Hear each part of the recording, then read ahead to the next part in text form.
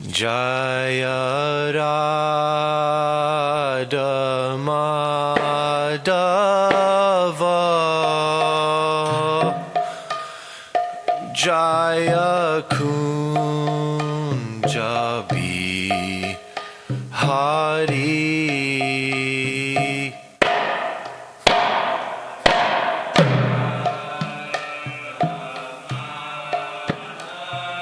Anyone can play cartels, please. Jaya Kunja Bihari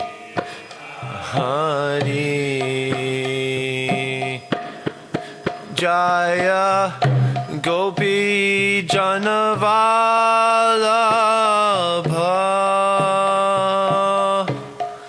Jaya Giri Varadari.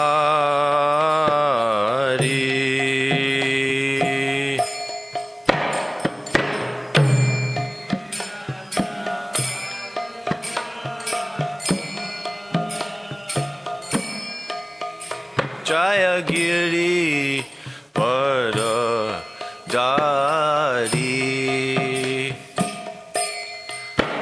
Jaya Yashodanandana Jaya Braja Janaranjana.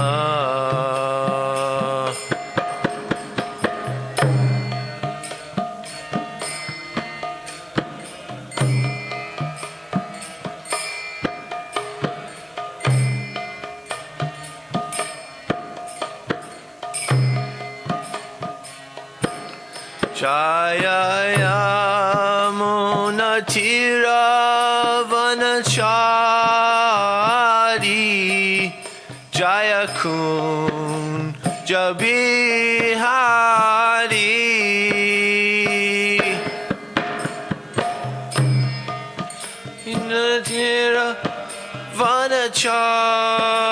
Tiravanachari Jaya Kunja Bihari Jaya Radha Madhava Jaya Kunja Bihari.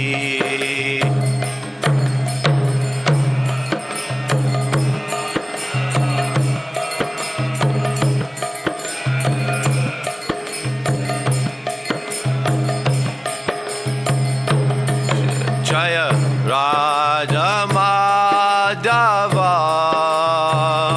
Jaya Kunja Bihari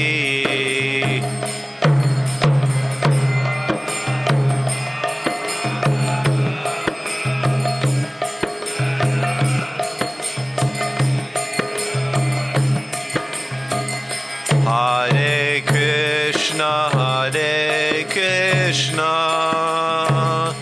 Krishna Krishna Hare Hare Hare Rama Rama Rama Hare Hare.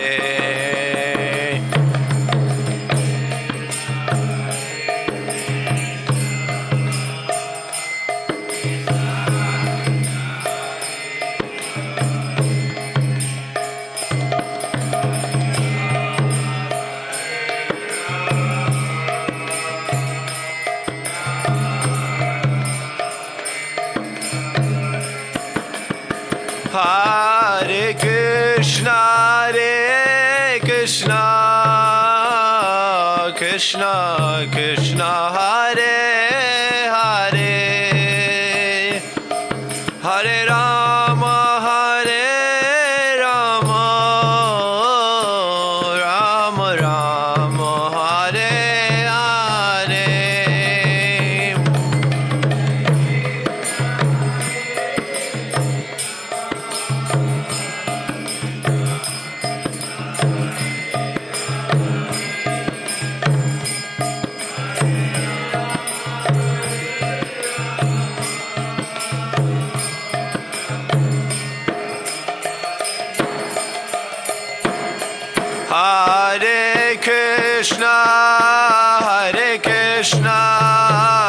Krishna Krishna Hare Hare Hare Rama Hare Rama Rama Rama Hare Hare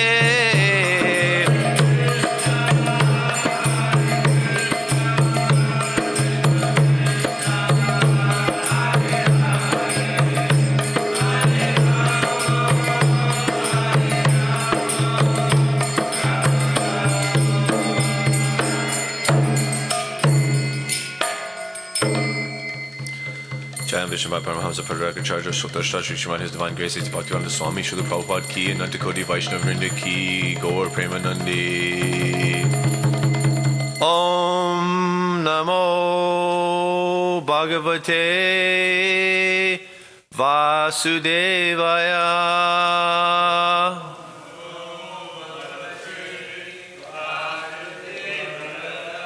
Om Namo Bhagavate Vasudevaya.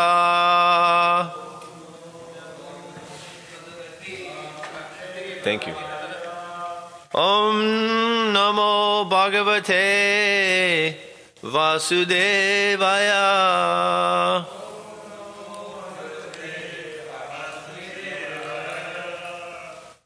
Narayanam Namaskritya Naram Chaiva Narottamam Devim Saraswatim Vyasam Tato Jayam Udirayet. Before reciting Srimad Bhagavatam, which is the very means of conquest, one should offer respectful obeisances unto the personality of Godhead Narayan, unto Narayan Rishi, the topmost human being, unto Mother Saraswati, the goddess of learning, and unto Srila Vyasadeva, the author. Nasta Prayesha Bhadreshu Nityam Bhagavati Sevaya Bhagavati Uttama Shloke Bhaktir Bhavati Naishtaki. By regular attendance in classes on the Bhagavatam and by rendering of service to the pure devotee, all that is troublesome to the heart is almost completely destroyed, and loving service to the personality of Godhead, who is praised with transcendental hymns, is established as an irrevocable fact. We're reading in the beautiful Srimad Bhagavatam, Canto 4, the creation of the fourth order, and Chapter 16, praise of King Prithu by the professional reciters. And we're on verse 4. Esha Dharma Britam Shreshto Esha Dharma Britam Shreshto Lokam Dharmain Nuvartayan Lokam Dharme Nuvartayan Gupta Cha Dharma Setunam Shashtatat Paripantinam. Can I get the audio a little lower on my voice? It's like echoing a little too much, and I'm sure everyone can hear me. Esha Dharma Britam Shreshto. But I want to hear you louder. Lokam Dharme Nuvartayan Gopta Cha Dharma Setunam Shasta Tat Paripantinam. Please recite in order of seniority.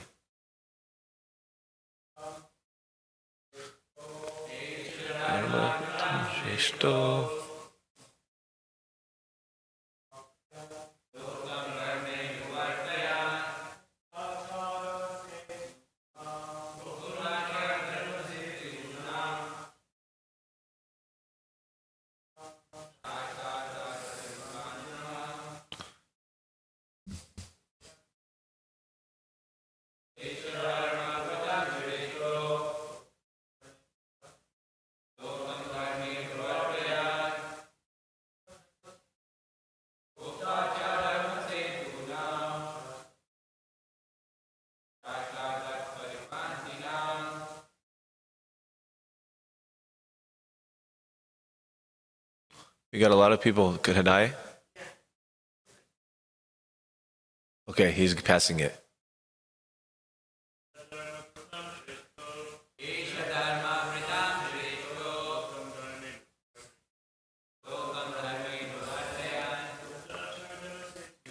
Gopta chatme tunam.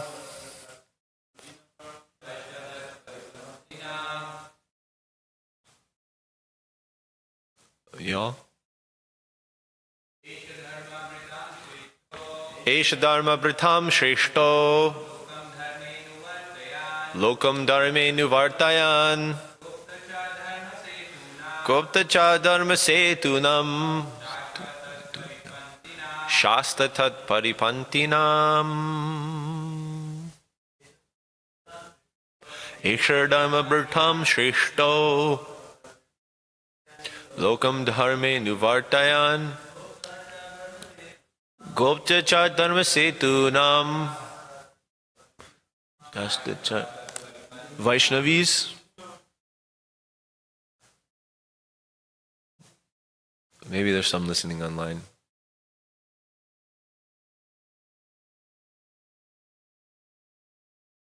You would like to chant? Oh, okay. Esha, this King Prithu. Dharma Britam, of persons executing religious activities. Shreshtaha, the best. Lokam, the whole world. Dharme, in religious activities. Anuvartayan, engaging them properly. Gopta, the protector. Cha, also. Dharma setunam, of principles of religion. Shasta, the chastiser. Tat paripantinam, of those who are against religious principles.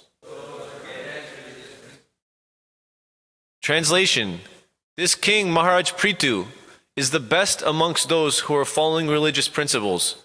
As such, he will engage everyone in the pursuit of religious principles and give those principles all protection. He will also be a great chastiser to the irreligious and atheistic. Please repeat. This king, Maharaj Prithu, is the best amongst those who are following religious principles.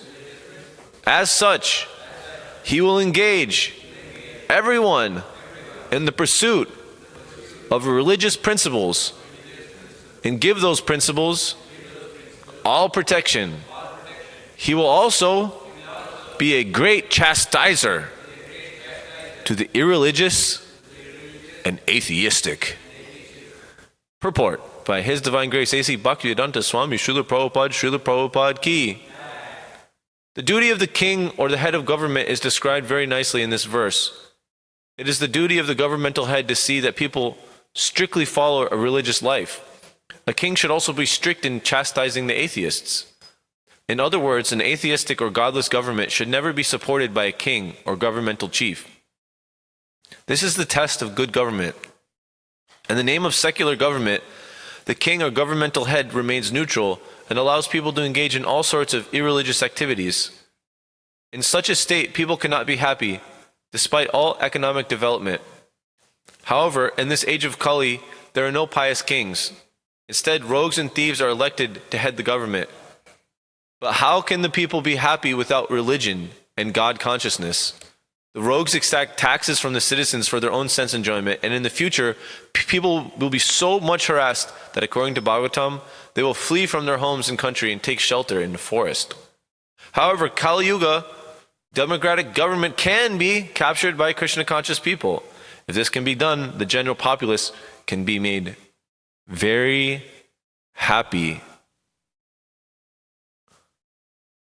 Om Ajnana Timirandasya Gananjana Shalakaya. Everyone can chant loudly, it's nice. Chakshurun Militam Yena Tasmai Shri Gurave Namaha Shri Chaitanya Manobishtam Stapitam Yena Bhutale Swayam Rupa Kada Mahyam Dadati Swapadantikam Vandeham Shri Guru Shri Yuta Padakamalam Shri Gurun Vaishnavamscha Shri Rupam Sagrajatam Sahagana Raganatam Vitam Tam Sajivam Sadvaitam Savadutam Parijana Sahitam Krishna Chaitanya Devam Shri Radha Krishna Padan Sahagana Lalita Shri Vishakan Vitamscha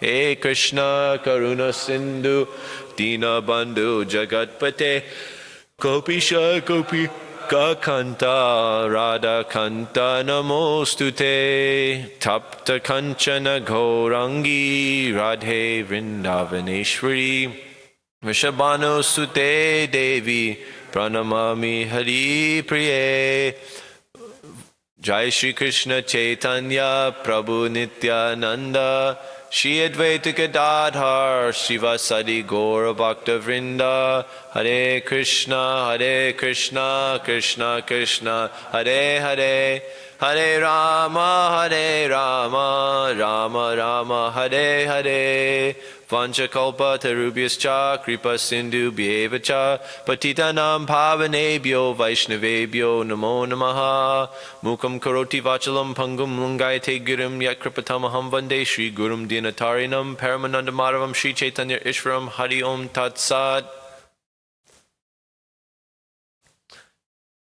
Maha Garland from Srimati Radharani Ki Jai.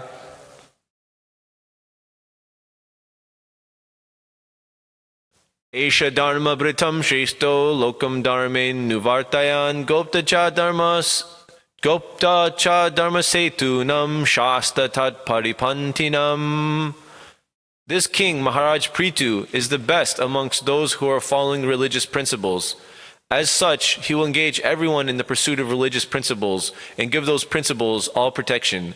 He will also be a great chastiser to the irreligious and atheistic. Before getting started, I would like to offer my prayers to the assembled Vaishnavas. Thank you for coming and saving me by giving me opportunity to study the Bhagavatam, and specifically to all those Vaishnavas that are here that are more senior than you. Please pray for me to bless me that I can speak, and also everyone else is maybe I'm technically older than them or something like that, but I'm also not as realized and haven't been born in such a auspicious body or so many different things, and your prayers will also be effective. So please also pray that whatever we speak about today will be our tongue and our hearts will be guided by the Shaktis of the Lord, so that everything can be fulfilling and wonderful according to the desires of Srila Prabhupada and all our parampara. The duty of the king or the head of the government is described very nicely in this verse. It is the duty of the governmental head to see that people strictly follow a religious life.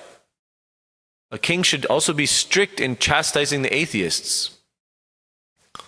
So we're here today in verse 4 of this new chapter in the 4th canto. And previously the sages were glorifying Maharaj Prithu. And as far as I understand now, the sages have asked the suttas, the Magadhas, the professional reciters to start really professionally glorifying Maharaj Prithu. And because the sages had that desire, they're actually getting empowered with all knowledge about Maharaj Prithu, and they're saying things. So they're going to say stuff that he's going to do in the future, like they're able to tell the future and compose all these wonderful hymns. They're probably playing some wonderful music, and it's a very pompous and wonderful celebration after the somewhat negative time they had under the regime of Maharaj, I don't know if you can call him Maharaj, King Vena. So this is a very ecstatic time for the people. And just like, we are kind of like the suttas and the Magadhas of Srila Prabhupada, who is like the sages. And he has all the information and all the knowledge, and he's telling us, okay, now you professionally go and glorify that out to the universe, to wherever you are. And in this day and age, that's actually the Yuga Dharma. Sankirtan is to all of us come together and try to expand the glories of the spiritual knowledge, of relationship with God, of Krishna consciousness. And so Maharaj Prithu is empowered, he's a Shakti Vesh avatar, empowered by Krishna's Shakti to be able to rule over others. And here we're getting a good glimpse about what it actually means to be a Kshatriya, to be a king, to be a ruler, to be a manager. That they see that people are following their dharma, and if someone is not following their dharma, that they get the rod of chastisement. Krishna says of forms of punishment, I am the rod of chastisement for correcting. There's different kinds of ways that you deal with people, but the final one is the rod of chastisement. And Prabhupada's mentioning that if people are allowed to engage in secular, irreligious activities, then they're going to become more unhappy. And so the duty of the government is to make sure people are engaged in dharma, because it's as simple as if a fish is out of water, it's going to be unhappy. So it's the duty of the king to make sure all the fish are in the water and all the bears are on the trees. You know, if you throw a bear and make him stay in the water too long, then he's also going to be unhappy. So similarly, our dharma is described, it's actually a very complex thing, and the Mahabharata deals with that, and it even says the real dharma is hidden inside the heart of the great sages. So dharma is not some completely simple thing, but we can, through the greatest sage, Srila Prabhupada, he's very simplified our dharma. Our dharma is just to try to become Krishna conscious. We're a servant of Krishna. If you boil it down to that, that's enough. You can cut through all the confusion just with that single point. But in general, for a whole society where some people may not directly be ready for something like that, you have to, like a good educator, Krishna is a perfect educator. If you're teaching someone a subject, you need to be able to get the level of education to their understanding. So, like Krishna in the 12th chapter, he says, okay, you should just perfectly love me with prema. Okay, if you can't do that, then follow some regular principles of bhakti to try to get that. And if you can't do that, then try to offer something to me. Try to work to be able to offer something to me. And if you can't do that, at least just try to gain some knowledge. Just try to be selfless. Try to do something selfless beyond yourself. And so that he gives, wherever people are at, he gives them a level to act on. And so similarly, the king needs to know what is the adhikar of my different constituents, and are they engaged properly? Are the brahmanas doing their sacrifice? If they're not, I need to chastise them and tell them, hey, brahmanas, do your sacrifice. Are the kshatriyas properly protecting people? Are innocent people getting hurt? Okay, then I need to chastise the kshatriyas. Are the vaishyas properly doing business? They're not cheating people too much. They're not doing too much, giving them bad things. Otherwise, I need to chastise them. And are the shudras actually properly working? And so we'll hear today a few examples of that. I wanted to speak a few pastimes from the Ramayana because, it's always nice, the different holidays that are coming up in our Vaishnav calendar, that we kind of ramp up into them and get our mind and our consciousness flowing towards the specific flavors therein. And so, of course, our next big holiday, of course, every day is a holiday, every day is a festival if you're a devotee, but our next big festival is is Rama Navami or Nomi. I'm not really sure how that works to pronounce like that, but it's coming up in about a week, and there's going to be a wonderful drama.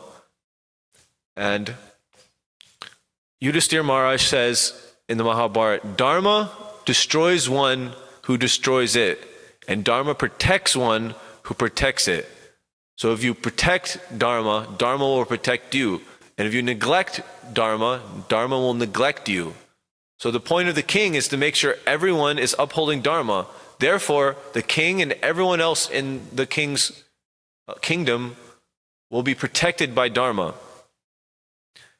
And one example we get in our own Srimad Bhagavatam. This king, this Brahmana, he brings about 8 or 9 times his son's dead body, a newborn son's dead body, to Yudhisthira's palace and complains, this duplicitous, greedy enemy of the Brahmanas, this unqualified ruler, addicted to sense pleasure, has caused my son's death because there's some discrepancy in the execution of his duties. Because back then, if the king performed their duties right and everyone is upholding Dharma, then Dharma upholds everyone else. And we'll talk about the qualities of Ram Raja, which was where that was one instance that was happening. It was also happening during the reign of Maharaj Yudhisthira, except for small instances like this, which, if we remember, it turned out to be a kind of funny pastime where Vishnu just wanted to see Krishna. Y'all remember that? Raise your hand if you remember that. You don't remember that? Okay, well, for Jayanti, I'll explain it, because I want to explain it anyways. It's a very nice pastime. Oh, well, I'll just say the pastime, because it's nice to say the pastime. Yeah, we can hear. It's Punya Shravana Kirtana. It's good to hear. That Arjuna came. Okay, there's nothing being done. Maharaj Yudhisthira is the embodiment of Dharma. He's perfectly upholding everything, and I'm staking my life in that. No matter what, nothing can take away your son. I myself am going to do that. Otherwise, I'm going to, like that. So Arjuna's sticking up for his brother, rightfully so. And so he goes to the Brahman's house for the 9th child, I believe, and he's does something mystical with his arrows, where he shoots some sort of shield completely made out of arrows. So he says, there's no way that anything is getting through here. I'm the strongest warrior. I can destroy any demigod. Even Lord Shiva had to struggle in a fight against me. No one is going to take your child. And of course, his math was right. He was at the top. But he forgot about Vishnu. Vishnu can still beat him. He could beat everyone else. He was empowered by Krishna. But Vishnu just, through mystical powers, completely took the child away, and it just disappeared. And he died, and the soul left.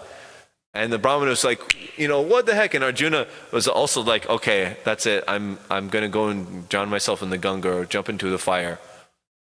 And of course, Krishna was there. Krishna couldn't let that happen. He needed Arjuna to enact more of his plan. And that's all of our greatest wealth, is if we can engage ourselves in being in the plan of Krishna. Krishna has a plan for all of us, and we just need to figure out what that is. And that's a lot what our devotional service is doing, is trying to get into Krishna's plan. And so Krishna then revealed more of his plan to Arjuna. No, Arjuna, we can go and get them. Let's get on this special chariot that Agni Dev gave you, and let's go find who took the sun. So they go to every single demigod, every single planet. Like, have you seen the sun? Have you seen this Brahmin boy? Have you seen this Brahmin boy?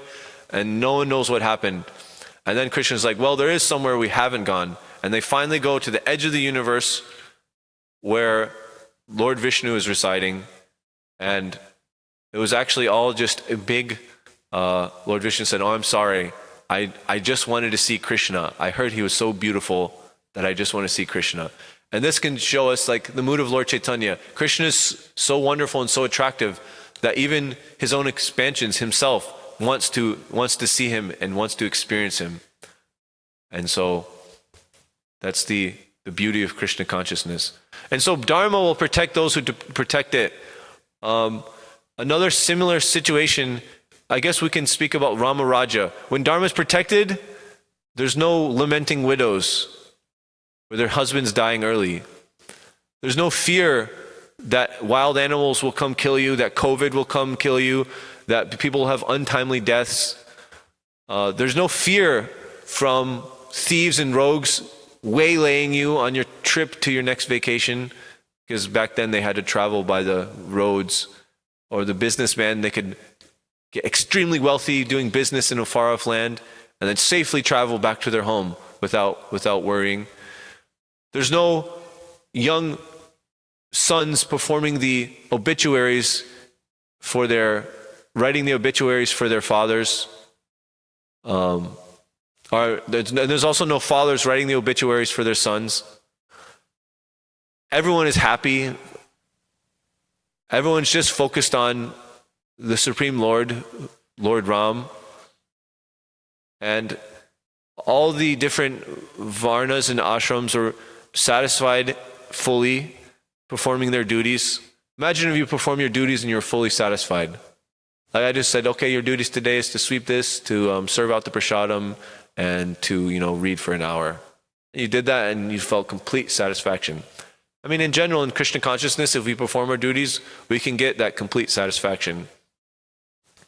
And the king was abundant in prosperity, with no crime, no war, perfect justice. Any small little quarrel was perfectly taken care of, and everyone was satisfied. And the earth was flourishing, producing sufficient crops. It said that even the farmers didn't want to feel like doing anything. It didn't really matter. The seeds would just grow anyways, and the rain would come at night. Between midnight and 3, it would rain. It would never rain during the day and ruin your day. Like we're doing Harinam and then it rains in the middle of the day and it ruins our day. We have to pack everything up. Or we have to plan in the morning looking at the weather calculation and hoping it's going to give us the right thing. And there was no duplicitous, greedy leaders. Like now this is not like we're against all politicians that are against God. We're not like pro-Democrat, pro-conservative. Like Mandami just came. He said, I'm going to help everyone by taxing the rich more. But there's some problem with that, and now he's just increasing property tax to make up for his thing, and just taking all the saved money that the government had and just spending it more. So it's just really hurting the normal people. Or like if you look in other places, the Prabhupada says, rogues and thieves are elected, and they exact taxes for their own sense enjoyment. And people will be so much harassed that they'll flee from their homes and take shelter in the forest. Like, now the taxes are so ridiculous. I was hearing a story in Minnesota. The farmers are now uninclined completely to farm because something to do with the tax law. If they want to bequeath their farm to their kin, it's gotten so messed up that they don't trust that it'll work out, because let's say you have 3 sons, then your 3 sons take the farm. If none of them need to agree, but if one just says, oh, I just want to actually have the assets from that, I don't want the actual farm, then there's a court-ordered mandate where the farm is sold and the money's split up. So no one wants to do farming. You can't like build generational wealth with that kind of threat looming. It's very ridiculous. And what to speak of any kind of wealth that's, every dollar you spend, there's some sales tax in the city. Then any dollar you make, there's your income tax. Then of course now from Donald Trump's side, he's increased all the taxes from the tariffs. There's so much tariffs coming now that all the prices of all these goods and commodities are increasing. Now there's a war going on that the price of gas is going to like double or triple or quadruple, when his whole thing was saying, oh, I'm going to not do any wars and I'm going to just, So these are, from any side of the government, if they're not properly protecting Dharma, then the citizens are going to suffer. There's studies shown that the more religious people are, the less they suffer from more causes of mortality, like suicide, alcohol, drug overdose, like way, way less. And there's a much higher chance that they're going to admit that they're very happy.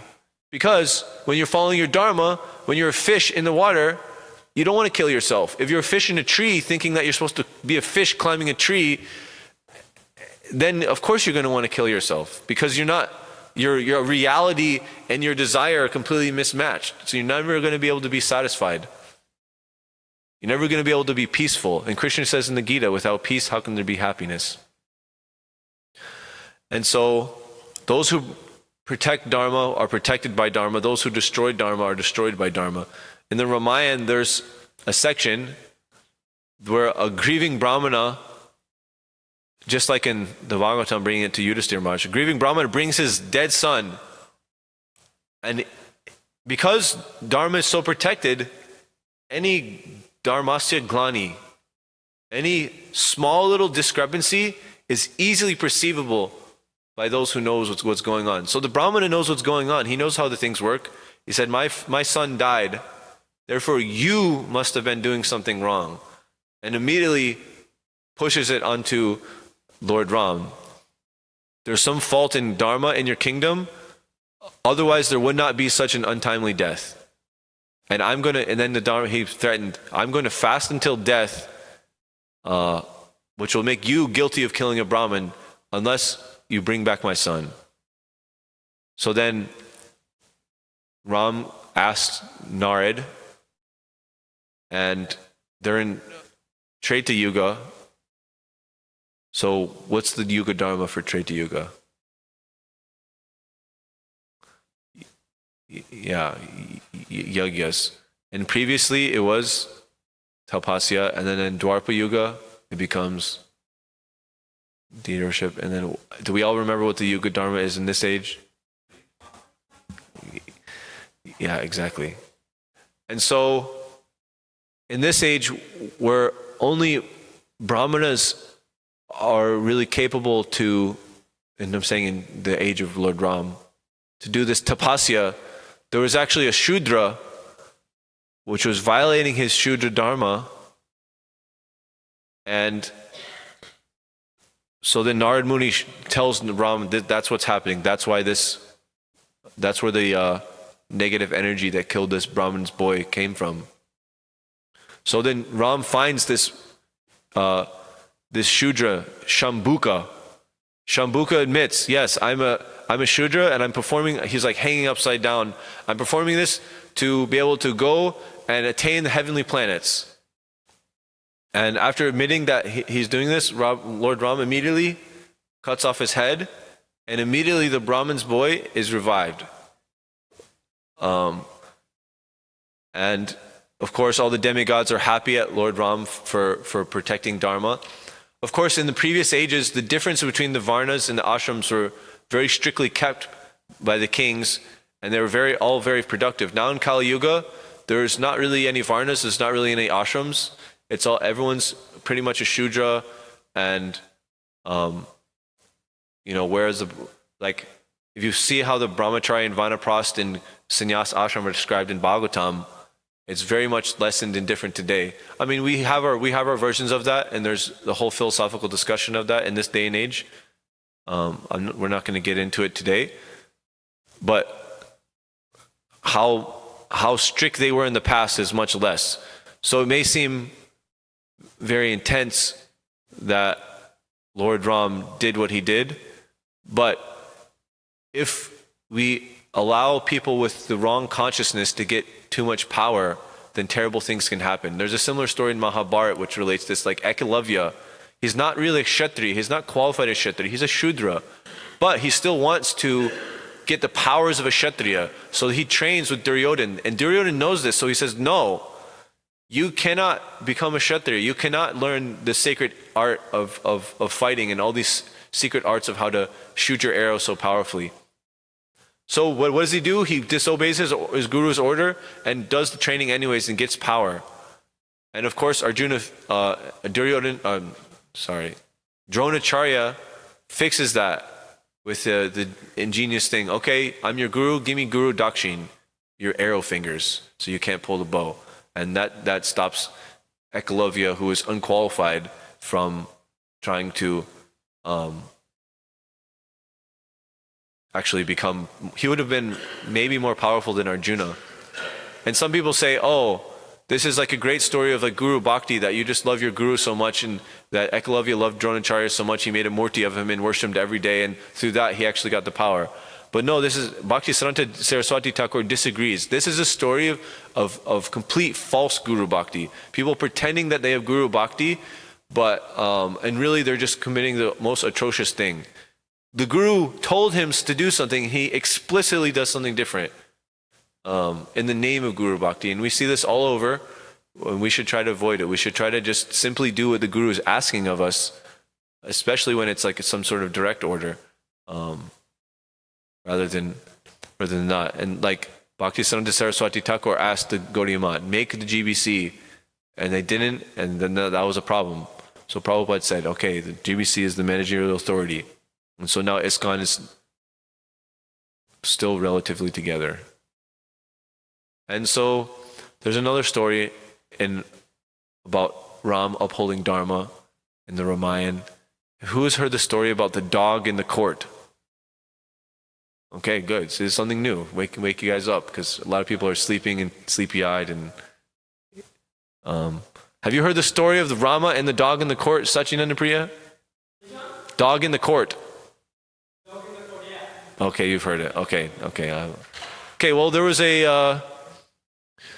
in Rama's flawless kingdom, Ram held daily court to resolve grievances. And one day, after finishing all the cases, Lakshman would check outside to see if there's anyone left.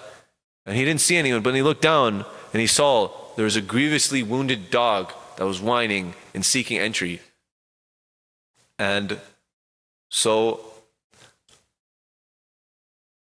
the dog could let's trade to Yuga, the dog could talk. And it says, I was beaten unjustly by a beggar Brahmin named Sarvarta Siddha. And he struck me without any cause.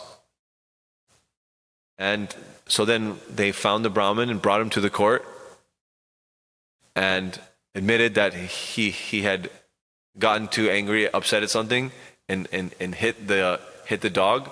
And then so Rama asked, okay, so what punishment do you think he deserves? And then the dog said, make him the Kulapati, make him the temple president of this temple, some famous temple in the town they're in. And everyone was like, what? Like, that sounds like he did something so terrible to you, now you're giving him such like a nice thing? And everyone was wondering why. So then Rama said, okay, well, why don't we ask the dog why he wants that to be the punishment? So the dog said, in my previous life, I was the temple president of that temple, and I was trying to serve everyone nicely, and due to some small discrepancy, like we see in the Vedas, even like King Nriga, due to some small discrepancy, he got messed up. So even small discrepancies, if you're a king over so many people, can get things messed up. So it's very dangerous. And so therefore, because I had some small discrepancy in upholding Dharma, I was reborn as a dog. And this Brahmana is quick to anger and uncontrolled. He's unfit for this post, but by placing him there, he will be forced to live purely and uphold Dharma strictly and bear the responsibility. And so this will be the true justice for him. Yeah. And so that's the duty of the proper administrator, is to wield the rod of chastisement. Like Parikshit Maharaj was roaming his kingdom, and then he found the bull with one leg. Who's cut off your legs? And then the bull is like, well, the person who doesn't uphold Dharma suffers. And also does one who wrongly identifies the perpetrator of.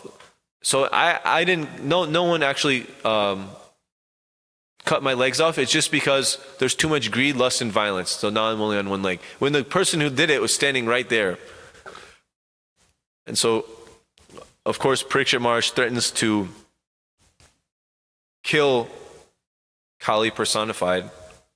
But then, just like Lord Ram says that whoever once says, I take shelter of you, I take him, and never let him go away from my lotus feet.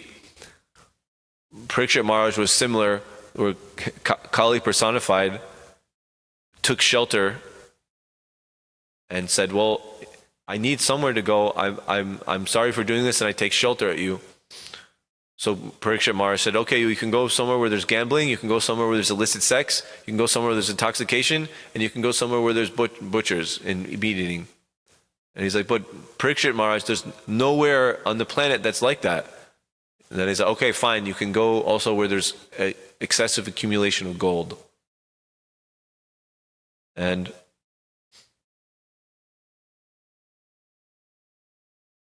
so those are very nice pious kings: Yudhisthira Maharaj, Parikshit Maharaj, Rama Raja. And Prabhupada's asking in the purport, how can people be happy without religion and God consciousness? The rogues exact taxes for their own sense enjoyment, and people will be so much harassed, according to the Bhagavatam, they'll flee and take shelter in the forest. So Prabhupada was trying to get something ready for that. He wanted us to have separate communities ready to accept these people that were fleeing from the cities, fleeing from these rogues. And so part of our responsibility is to make sure those are happening. It's happening somewhere.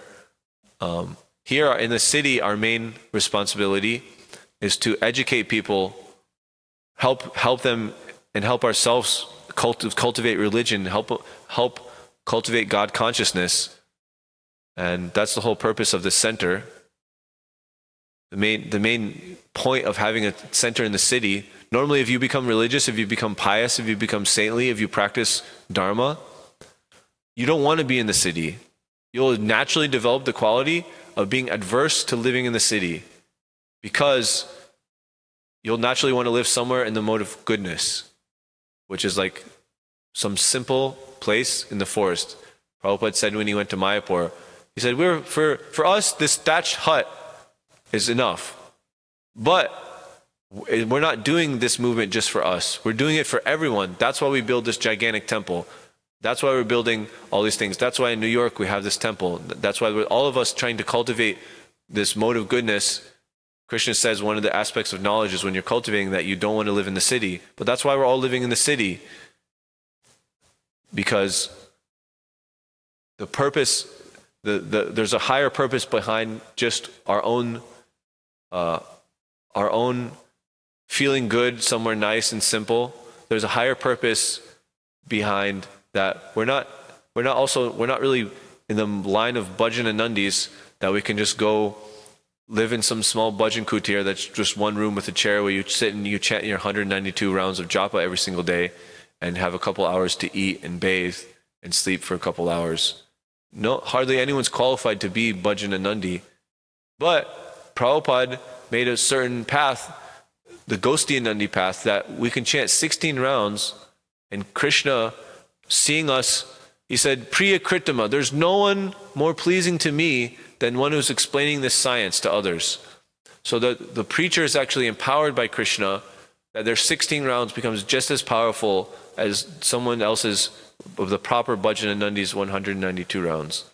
That they can attain the same self-realization, that if you properly worship Lord Chaitanya, because Lord Chaitanya is Radha and Krishna combined, then everything related to Radha and Krishna will ultimately be revealed. So the best way to worship Lord Chaitanya, Krishna Varun Trisha Krishnam, say with me, Sango Pangashtra Parshadam, Yagnai Sankirtana Prayer, Yajanti Hi Sumedasa. So who has good Sumedasa? Meda means the fine fatty tissues in your nervous system in your brain. Sumeda means very good brain substance. So who has the Sumedasa? The ones that are performing this Sankirtan, spreading the glories of Krishna. So that's the only reason why we're living here, where we have this building, is to be able to somehow or others spread the glories of Krishna. And there's unlimited ways that there's unlimited people in New York, and unlimited ways that we need to try to connect in with each and every one of them. And how are the main ways we have here? Our Sankirtan, our Prasadam distribution, our book distribution, our youth preaching, our different retreats, and Sunday feast. And this is how people in general can be happy. And Prabhupada even gives something hopeful in the end, in the last sentence. However, in Kali Yuga, democratic government can be captured by Krishna conscious people. So mostly, if Prabhupada said devotees shouldn't really vote unless the person they're voting for is following the 4 regs and chanting 16 rounds. Like, if they're not doing that, then what are you really voting for? But if somehow we, through our collective Sankirtan, increases the energy, increases the consciousness of the population in general, Prabhupada said it only takes 1% of the population to be fully Krishna conscious, and the rest will get uplifted so much by that naturally they'll do things like demand Krishna conscious leadership, demand Krishna conscious judges. Prabhupada said there should be judges on the Supreme Court wearing Vaishnava tilak. And that can actually be done, people can be happy. And Prabhupada said if we do Sankirtan yagya one after another, in previous ages they were doing all kinds of fire yagas. Like we'll see Maharaj Prithu is going to do fire yagya one after another to make his people happy. But what we can do is Sankirtan yagya one after another, day after day, multiple times per day, multiple parties doing different things. We already kind of have it going. We just need to increase it more and more. And the more we actually perform it, the more we'll be happy, and the more the general populace can be happy. And so, please, devotees, if you have any other comments or questions, I'd like to hear from your lotus lips. Esha dharma britam shreshto lokam dharma nuvartayan goptacha dharma setunam sasta tat paritantinam. This king is the best among those who are following religious principles, and as such he will engage everyone in the pursuit of religious principles and give those principles all protection. He will also be a great chastiser to the irreligious and atheistic. Krishna Kripa raised his hand. He gets the trump card. I just have some supportive evidence regarding taxes being... I found out if I could get enough credits to get Social Security if I paid my back taxes. So I paid these taxes for 2021 and they came to like 400. And then the late fee came to like 650. So it's like who charges a late fee that's like 160% of what the original thing was, Only Uncle Sam, Yeah. And then I paid it so it wouldn't increase, because as the time goes by. And then I contested it, and they said, well, we're not going to take you're contesting it seriously because your case contesting it seriously because you paid it, But I only paid it because it would increase if I didn't pay it. So I was like, it's crazy, And the other thing was on my mind is I've just been here one day and already a couple of people, people have been asking me for money in the train station and on the street and stuff. But those sorts of people, the government, the brahmanas are the only people who are like qualified to ask in charity. These people are actually shudras, but they don't want to do any work. And therefore they're bumming money out of people, which has nothing to do with dharma. Actually the government should make sure these people are engaged in some practical thing, and as a result they get some food to eat, a place to stay, and whatever, Not that they're just harassing people on the street asking for money, Yeah, the only people would be brahmanas or people that are thoroughly disabled where they can't have any kind of work. Those are also bona fide to ask. Like if you see some guy here, actually I saw a guy in the subway yesterday, his name was Lefty. And he was a guy that he didn't have a left arm, and he was just playing bass guitar all day. And he had his card case open and saying, "Saving up for a new arm."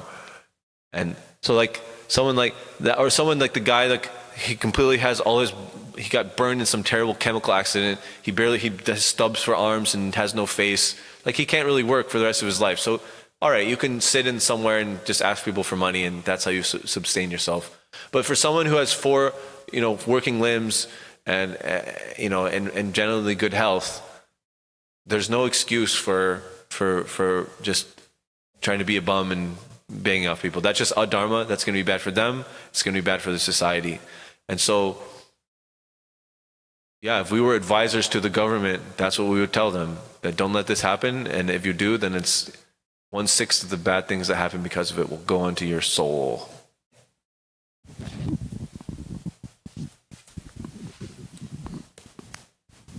Hare Krishna.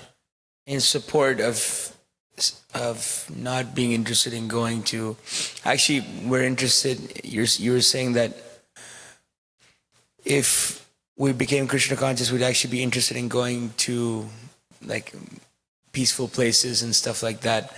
And but on a pure devotional level, well, I found Canto 7, Chapter 9, Text 44. Prayana deva munaya svamukti kama. What does that say it again? 9? 7:9:44.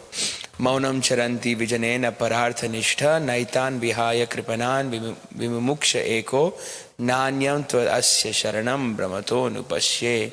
My dear Lord Nrsingadev, I see that there are many saintly persons indeed, but they are not interested in their own deliverance, not caring for the big cities and towns. They go to the Himalayas or the forest to meditate with vows of silence. They are not interested in delivering others. As for me, Prahlad Maharaj speaking, however, I do not wish to be liberated alone, leaving aside all these poor fools and rascals. I know that without Krishna consciousness, without taking shelter of your lotus feet, one cannot be happy. Therefore, I wish to bring them back to the shelter at your lotus feet. And I was just thinking about, you were also speaking about Bhajanandi and Goshtianandi. And Srila Bhaktisiddhanta Saraswati Thakur was instructing the residents of the Gaudiya Math, and he was saying that it is very unfit for the residents of the Gaudiya Math to transform donations into stool. It's because the idea is that people come and give donations to the temple, the residents just eat prasad and transfer it into, make it into stool. And so so one good meditation, especially because we're in New York City, is that as much as the karmis are working to enjoy their senses and to get big jobs and to get promotions, the devotees of the Krishna conscious movement should be working smarter and also equally as endeavoring to try to deliver the conditioned souls, not just to transfer donations into stool. Hare Krishna.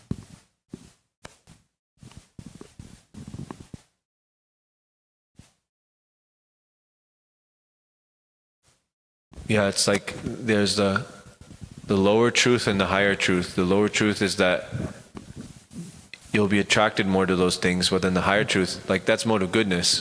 But then there's transcendental goodness. Like in that purport, Prabhupada's saying, this is the decision of the Vaishnava, the pure devotee. So because Prabhupada's seeing all this, and Paradukha Dukhi, Prahlad Maharaj, Paradukha Dukhi, the Vaishnava can't stand the suffering of others, and it's like his own suffering. And even like Haridas Thakur, Lord Chaitanya, how will we save the fallen conditioned souls?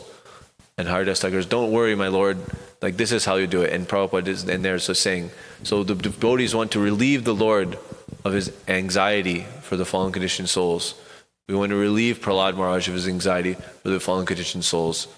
So we may not have the feelings that they have, but our motivation can be to serve those feelings, and eventually we'll develop them. And yeah, it's 9:01. We've gone past the time. I'm so sorry.